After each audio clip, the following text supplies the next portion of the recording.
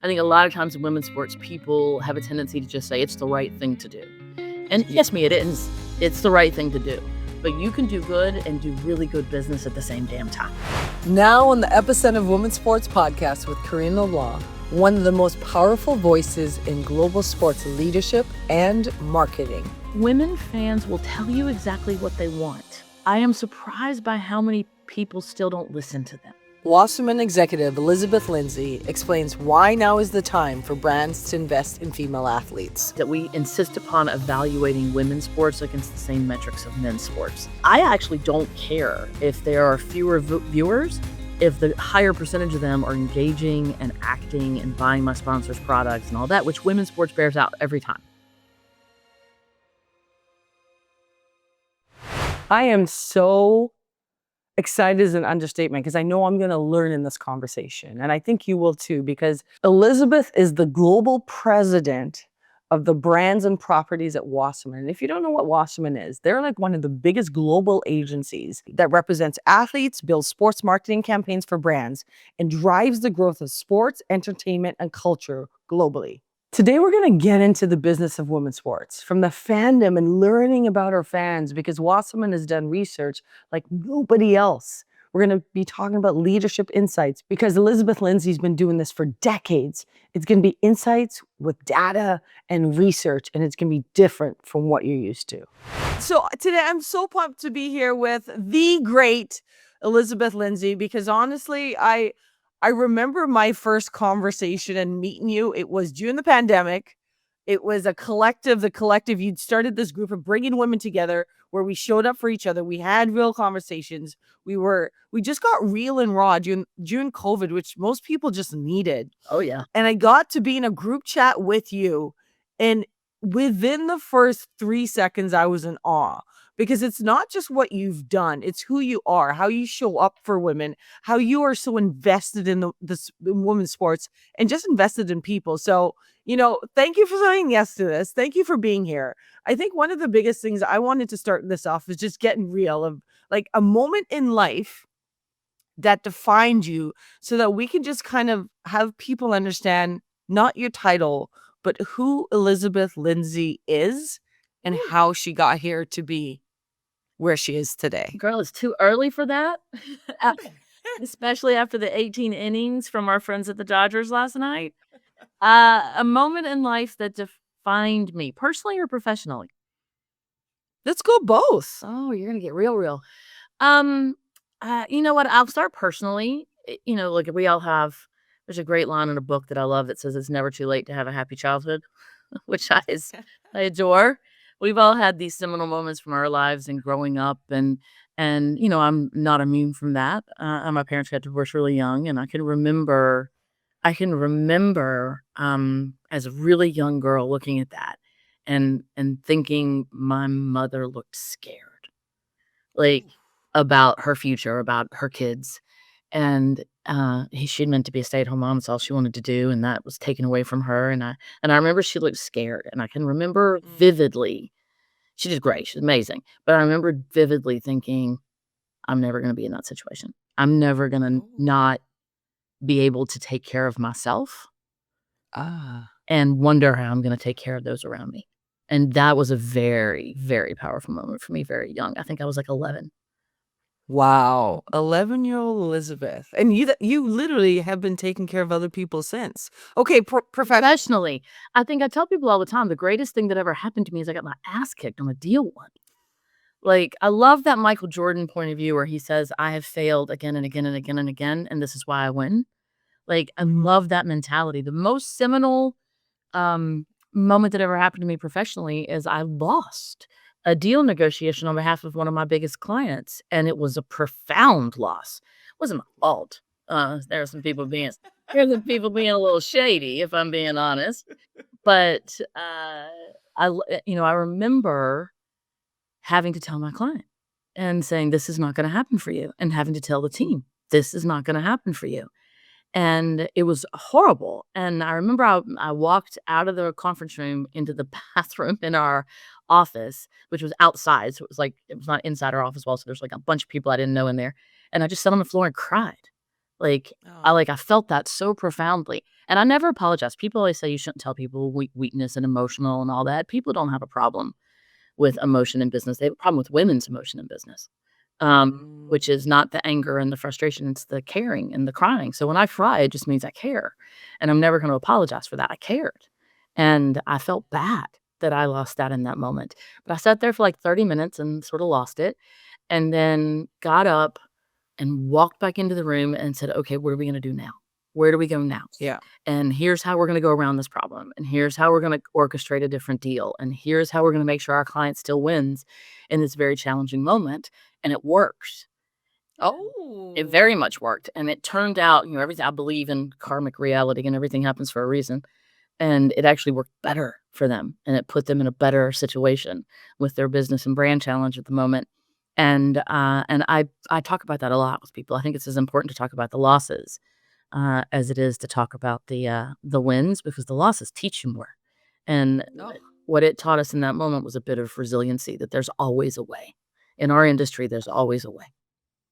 I love that. I don't even think it's just your industry, because I think if I go back to myself as an athlete, our greatest losses ended up leading us to our greatest successes. And then in life, like, you went as a human being, when you go through your hardest moments, like you said, you collect yourself, you figure out, what am I meant to learn from it? And you move forward into your greatest successes. And I think that's why you are who you are today. So thank you for sharing Yeah, that. it's good. You've done so many things, from like working like 18 years at Wasserman, right?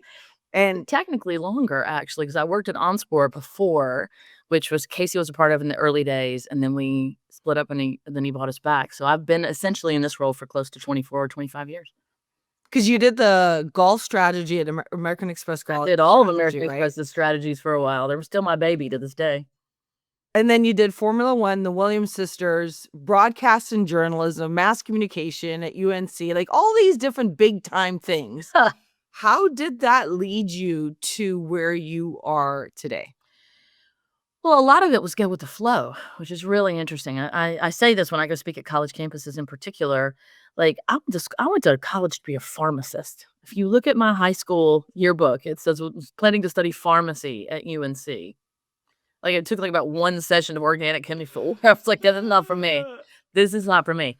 And I went into journalism. Journalism is lovely. I love this as a degree because it actually teaches you to question. You Mhm. question and you learn something new every day. Like, you get assigned something, you have to go research it. You have to find everything that's ever been written about it. You have to find people who are willing to talk to you about it. You have to find people who are willing to talk to you about the important stuff that's not written down, and you have to get them to Mhm. trust you. Then you have to Mhm. synthesize that into something that is Mhm. succinct and consumable. You have to do it on the deadline perfectly with no typos, which is my problem, and get up the next day and do it again. And that's a very valuable skill set, for what we do, because I don't know every single sport in the world. I know a lot of them, but if a client Yeah. comes to me and says, "Today I'd like to invest in Taiwanese dragon boat racing," which is probably a bad example because I actually understand that sport. But when they give you something random, you have to be prepared to to, um, to figure it out, and everything's figure outable. And so that is where my career sort of led me, and I tell the college kids, we're all type A's. I know you were type A. I'm pretty sure you graduated from college with a spreadsheet that said, "Here are my life goals and when I intend to hit them." I did. And Mhm. I had a certain, and it was all the stuff that doesn't matter. I had a certain salary I wanted by a certain age. I had a certain title I wanted by a certain age. I had a certain Yeah. leadership skill set I want. I had all these things. And my life in this industry unfolded the minute I let that go. Like, Wow. I got offered a promotion when I was working on the corporate side, and it would have been the money and the title I wanted about 5 years in advance of my schedule, Yeah. but I didn't like the subject matter.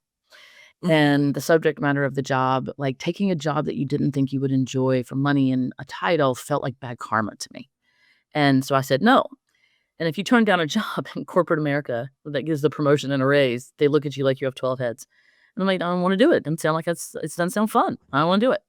And, I was working in PR, and the job they offered me was analyst relations, and I absolutely did not wanna do that. So I turned it down, and 5 days after I turned it down, I didn't know sports marketing was a thing. 5 days after I turned it down, I got assigned the press tour work for my company's brand new sponsor with Williams Formula One. And they Wow. assigned me to do the PR for it. And at the end of doing the PR for it, they were like, "Well, know it better than anybody. Can you stay on and project manage this relationship?" I'm like, "Yeah, sure." And that one decision to turn down a raise and a promotion is what put me in the seat that I'm in today. Wow. I think you know this, but anybody at home, if you're listening, you can't see me cheesing. I'm smiling a big smile because I think I learn from you all the Oh, time, you're so right? sweet. This is this is this is a woman where like you're talking and it's similar to me. Like I never had a plan to be a general manager or president. Yeah. I never had to plan for this position, but it's almost like going with the flow. And we kind of talked about this, but you were what I love asking the question, what are you learning Hmm. right now? Because when we dive into that, it's a little bit of like you said, like I don't want to give the answer, but answer the question because I'm already going where you've gone. Well, this is a lesson learned. Don't chit chat before the interview starts because we'll give this wonderful woman ideas to ask you big, heady questions. No, what I'm learning right now, I started out, we've had a very good, but busy 4 or 5 years at Wasserman. A lot of growth, a lot of change, a lot of going through what we all went through with the pandemic and the great resignation after and the tech bubble burst that happened and Everly. We've all gone through that over the last couple of years. We, on top of that, also added big acquisitions during that time. I restructured my entire creative team globally. I rebranded, repositioned. Like I had a lot of stuff going on the last few years. Why I thought that made sense to do all at once was ill admitted. I look back on that like, You're being a woman. oh, what was I thinking? Woo. But when I got up this year, into last year, I have to go in front of the board and I present these are my goals for the following year. And I presented the first box, not a lot of bullets, nothing in the first box, just said normalcy. I just want a normal year. And they said to me, "Well, you can't do that." Watch me, actually. But they're like, "You can't do that. You don't what happens if what happens if you win a big client? What happens if you lose a big client? What happens if, they rattled off all these what ifs?" And I'm like, all that's normal. Yeah. Like, that's normal. And we know how to stay calm and control the chaos.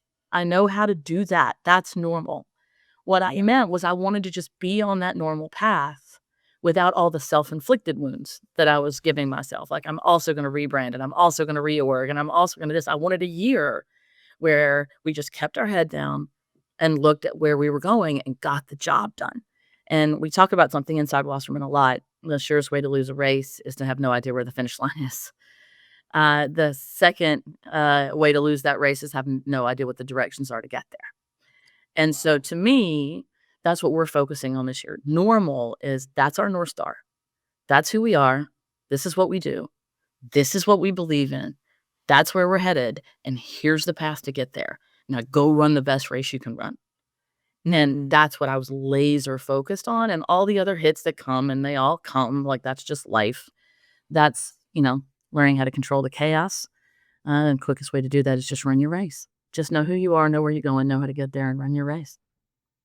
I love it. I call it my true north Yeah. of like my why, my purpose, and my legacy, right? Yeah. And having that as a human being and then translating that into the world of business, which is why I love my job because it all aligns. So what are you unlearning?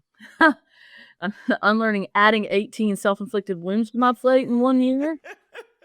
In fairness, it's actually now that you're past it, you're like, "I'm glad I got it all done at once because we could actually start fresh this year and have that year of normal and ease not easy, nothing's ever easy, but normal and predictable." Like Yeah. that I'm glad that we have that. I'd rather not be Yeah. doing this like death by paper cuts, like a little bit of change every year.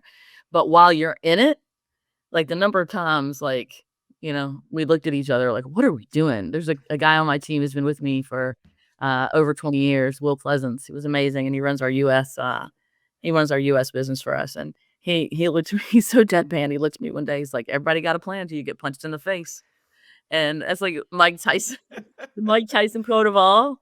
Yeah. Everybody's got You a just plan until you get until you get punched in the face. so we're So let's dive into punching ourselves. let Let's dive into the part 2, the collective economy Yes. and fandom, Yes. and talking about her fandom, her buying power. Wow. What surprised you in doing this? Like, the insights that really made you rethink the approach to everything? So we've done, oh gosh, they're all available on wearethecollective.com. Go look at it. We believe in all boats rise when you support women's sports. So we make these research reports available free of charge to anyone who wants them. Go learn about the power of this economy and this consumer. I am surprised every day by women. It's such a great way. I'm surprised every day by their power. I'm surprised every day by their resilience, which is really interesting. I know you and I talked earlier this year about, this one stat. People ask me all the time about why women athletes are, I don't know, 5, 6 times better in engagement on their social media platforms than their male counterparts. And my answer is because they have to be good at it or they don't eat. Because if Yeah. this is the truth, because they make close to 85% of their income off the playing field, only about, you know, 15 on the playing field. And so if they want to eat, if they want to feed their families, then they have to build their brands and engage their audiences. And they're very, very good at it. As a result, hire a female athlete, she'll get the job done. Hire a woman to do Yeah. anything, she'll get the job done, but details.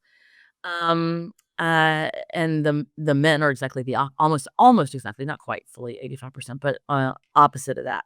So I look at that and I think that's ingenuity and that's resilience and that's perseverance. That's like I'm going to do Mhm. what I love, but I'm going to figure out how to feed my family at the same time. And I'm very, very impressed by that.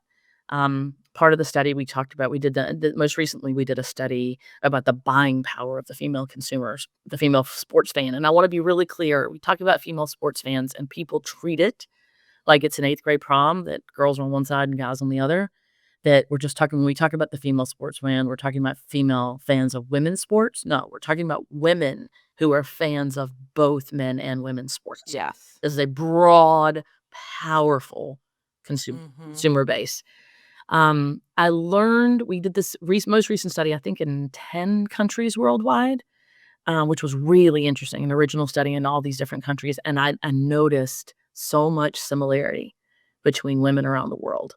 The sort of Yeah. similarity, solidarity, and how they looked at their purchasing power, and some of these were emerging markets that we went into, where you wouldn't have expected quite as profound of a reaction from the respondents, but we got it. So I was really impressed with that. I was surprised, I think, women fans will tell you exactly what they want. Oh, yeah. I am surprised by how many people still don't listen to them. Yeah. And then even more surprised by how surprised those people are when the women fans don't reward them with additional purchases.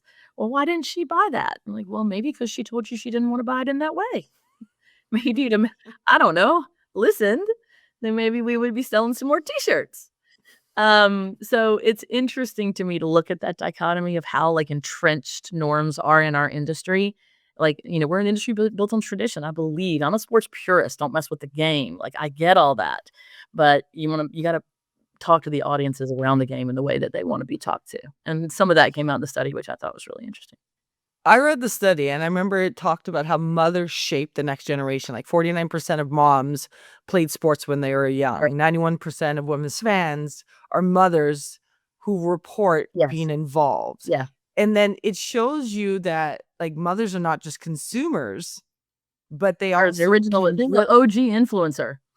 Yeah. exactly. So expand on like how that Yeah. is not really taken into consideration when we're Yeah. talking about the consumers. Well, and you also the other stat that was right behind that, if you read it, was 91% are mothers, but they're not just mothers, and they don't wanna be spoken to as they're just mothers.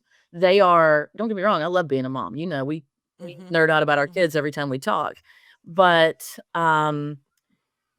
they they wanna be realized as the three-dimensional human being that they are, right? That Mhm. they are mothers and they are fans in their own right. They're not just a steward of someone else's fandom.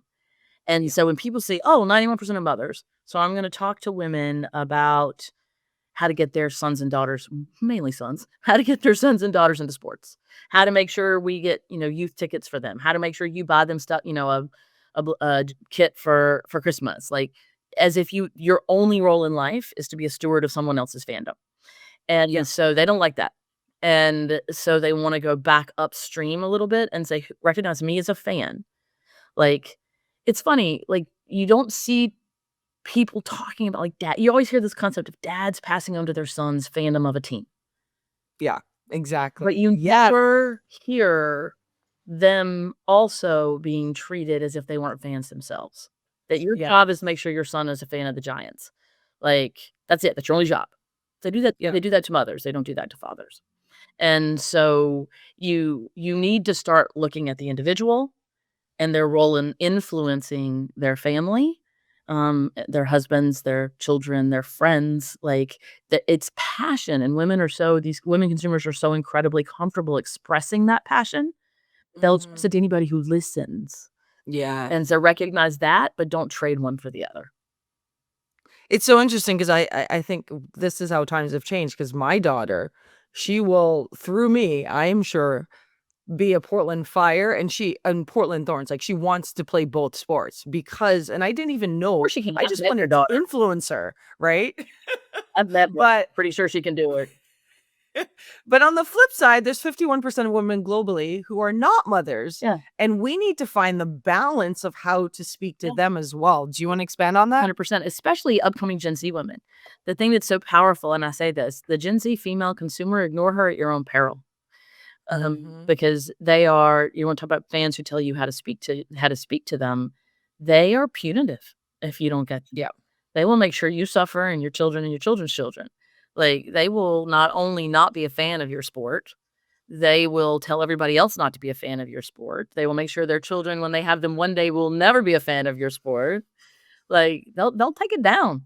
And so, and I love that. I love that empowerment of saying, "This is who I am, and this is what I want, and this is how I demand to be treated as a consumer."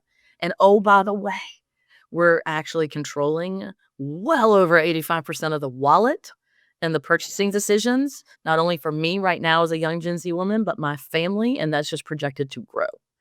And so, that's what I mean by fine. It's not really a good business strategy to ignore someone who controls all the money, but maybe that's just me. The generations are interesting as you talk about Gen Z, more engaged, Mhm. but they have higher expectations. Millennials, most active fans. Boomers and Gen Z, they're overlooked and feel unseen and unvalued. Yeah. What are we learning across all of this that can help us to not continue to write the same playbook? It's actually, I think, something that even expands beyond sports. And we talk to our brand clients and our CMOs about this all the time in any program we do sports, music, culture, or creative campaign, and cause marketing initiative, whatever it is. The number one thing I get them to understand straight out of the jump is you are not your target demographic. Right? You gotta first understand this. You can't just invest in what you like. You have to invest in what the people who buy your product or your service like. Mhm. And the reason I know you are not your target demographic is because the target demographic of anything these days is varied and diverse and distributed and all I mean, like, they're just too big and too complex and too distributed and too diverse and varied to be one person. And so stop treating your fan base like it's a block. Like, and understand whether that's a fan base of a sporting event or a fan base of a product. Understand who your consumers are, why they buy, and go to them. Don't expect them to have to work hard to come to you. That's actually one of the most interesting things about women's sports is we still make it very, very, very hard for the fan to, like, buy. They have to Yeah. figure out where the games are playing. They have to figure out, who else is going. There's not this ecosystem like it is in men's sports built around it to make your fandom easy for you. You have to work at it. And that was actually one of our studies. One of the most interesting things that I learned is the number one problem in WNBA fans is what they call, being an ISO fan. They feel isolated. Like, I'm a uber Yeah. fan. I don't know who else is a fan. I don't know how to find other fans. I don't know who to get to go with me to, like, enjoy this fandom and express this passion. Like, they feel isolated. And if you just connect them, the bounties open to you, and they're grateful. They're very grateful. That's the sense of community that you built on the collective, right? And that's the sense of community that we're continuing to build. You talked about like one of your greatest failures Yeah. was the first one and I love the story, but it also probably has led you to why you're able to break cultural barriers in your deals. Can you give our listeners the idea of like, how do we break through with the big companies? Because right here in Portland, we had the world's biggest baby shower, Mhm. and we partnered with Bobby, and we got over 9 million impressions. Then we went ahead and we have partners like Alaska Airlines, where Yeah. we're kind of talking to our fans. We wrote a love letter to Portland. They're doing it differently. But how do we convince brands to be the first when they sit on the fence? Well, a lot of it is right storytelling. It's telling them the story they wanna hear, but first you gotta listen to them to understand which book they Mhm. read. Like, it's, uh, so interesting to me that we have a tendency in sports to treat the deals that we do as off the shelf. And, Mm. like, I got asked to speak once to a major league's, team marketing meeting, so all the 32 teams came in, and I got asked to speak, and I have about 250 people on my team who actually interacted with that league, and so I surveyed them before I left to just get a general sense of how they felt about working with this league so I can go in and talk to these teams, and one of the questions was, "Have you ever gotten a proposal for one of your brands from a team that listed another brand's name in the proposal, like, literally lift and shift?" And the answer was yes, it was overwhelmingly yes, 68%. 68% of those 200 and some people had that happen to them. And then I said, "Okay, have you ever had it happen more than once?" And the number didn't drop that much. And Wow. and so it becomes this sort of lift and shift. Like, I used to when I was on the brand side, we sold our product was multi-million dollar, telephone switching networks. Like, Yeah. this is a big this is you're not going in and buying a, Gatorade off the shelf. And if I ever got a proposal when I was reviewing inbound proposals, when I got a proposal that mentioned how we could use their marks and logos at point of sale, I Mhm. threw the proposal away because it means you didn't spend any time learning who I was. We don't sell multi-million dollar switching equipment at Kmart, like, Mhm. which I just dated myself with that reference, but you get it. Uh, you get it. The, the so I you have to know, like, we talk about 2 halves of our business, right? We talk about the what if and the how to. Like, Yeah. we have a lot of how-to people in sports. We know how to put on a game. We know how to sell a t-shirt. We know how to construct a deal, how to manage a partner. Where I think we struggle a little bit is the what ifs. And so some of the bigger deals that we've done at Wasserman that I'm proud of the team for are the ones where we were like, yeah, yeah, yeah, throw out the playbook. Don't pay attention to the proposal they submitted. Sit in a room and just say, what if? What if Mm. we brought together all of these people in this different way? What if I gave back all my signage for that deal because I don't need it? I need this instead. What if I, said I don't want to put a logo in a stadium. I want to put a product on the sidelines to actively be used in the game, which is something we did. Yeah, Yeah. breakfast on the sidelines. So when I remember we did the very, very first deal with the United States Golf Association that has ever been done. They used to not have sponsors. And instead of just going, oh, well, you can't be a sponsor of the US Open, we're like, well, what if you can? Let's Mhm. figure out how. And the Right. process of convincing them took a decade, but we got it done. And so I think that's what you have to do is you have to find those what if moments because if you can find the right what if, the how to takes care of itself. But the what if is what inspires. It has you talk about the what if, but you have to have people in the room who are yes ands rather than the no Yeah. buts, because you just get stuck, Yeah. right? Like, it's so important to be surrounded by people who think the same, who wanna do the same groundbreaking things, which leads me to my next question. Portland, right now, we're the global epicenter of women's sports, right? You were at that summit, Ugh, earlier in July, and I think you enjoyed it I because had so much you were fun. there from the beginning. I was like, "Where's Elizabeth?" And you're like, "I'm right here listening." I was in the What audience, girl. You interrupted me listening to a panel. what was your takeaways from that? Because I wanna think, like, strategically too with you because obviously we're the only ownership group to have both a women's basketball team from the WNBA Yeah. and a soccer team with the NWSL Portland Thorns and the Fire. We're building trying to do things differently. Brands seem to be very intrigued by the ability to almost have 2 options at what would you say you took away from that Yeah. that was interesting to you, but then also like what we're building here, why what can we do? Because you talk about the North Star, the I call it true north. But what were your thoughts on all of that? Well, look, the thing that came out the most to me, first of all, you can assemble a room like nobody's business. I was on stage with the great, the GOAT, Don Staley. I could barely get words out of my mouth. You know how to assemble a room, so well done you. What I would also say is your ownership group is really invested and passionate, and and not for the wrong reasons. This isn't just a bottom line and a financial thing for them. I'm sure everybody likes to make money, but you talk about your love letter to Portland, and I felt like in talking to some of your owners, I felt like they stood there with a pen in their hand, writing the love letter, right? Like they felt it. And you can't hide that level of genuine feeling. Like that's just impossible. So I give them credit for that. I also believe like the willingness to look at things differently. We are going to do things differently. We aren't going to follow the playbook. We're going to own two teams, which in and of itself is a little crazy. We're gonna, look at I spent a long time talking to somebody in your leadership team about, one of the things we're working on at the collective is I think one of the issues is kind of goes to your previous question too.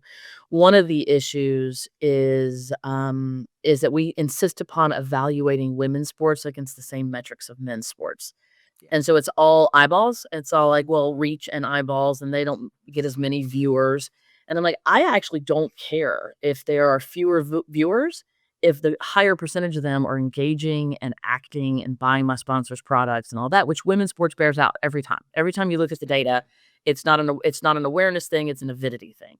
And eyeballs on your product is awesome. Hands in the wallets of the people watching your product and spending is better. And so one of the things we're working on is how to redo those metrics so we can give women the equal playing field, women's sports that they deserve to be able to tell the right story, and being open to that and understanding that and willing to look at the data.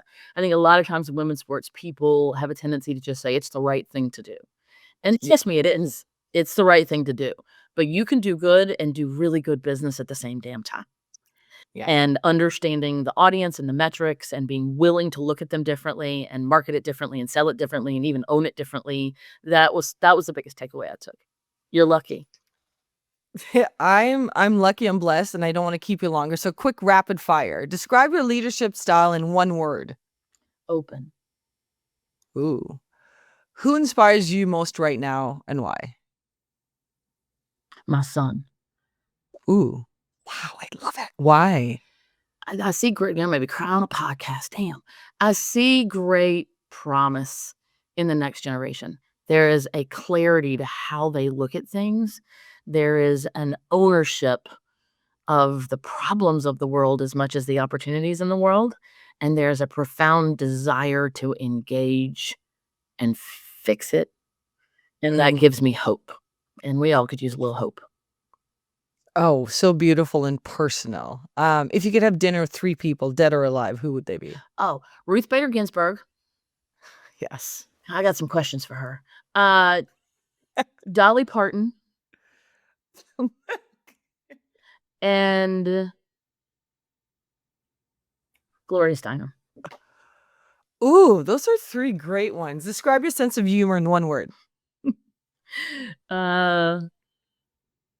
It's 2 words. It's a lot of words. It gets me in trouble every now and then. If you're not laughing, Say you're it. crying. If you're not laughing, you're crying. That's all I say.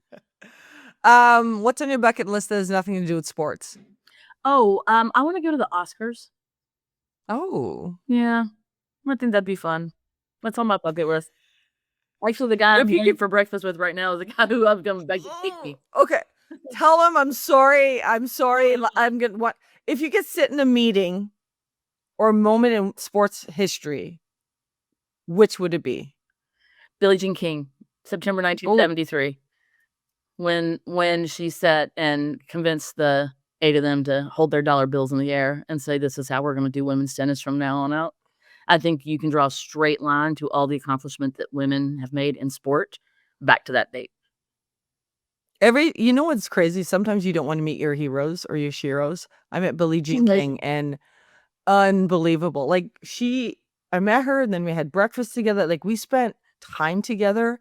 And it was like one of these conversations where I'm sitting there being like, is this my real life? And she just preaches. She makes your soul feel alive like you do. I want to thank you. My last thing is your call to action for the people listening, whether athletes, executives, fans, brands.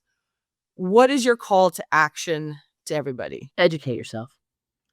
Mm. Educate yourself. I mean, lesson learned for life these days, but educate yourself about the power of this audience, about women in sports.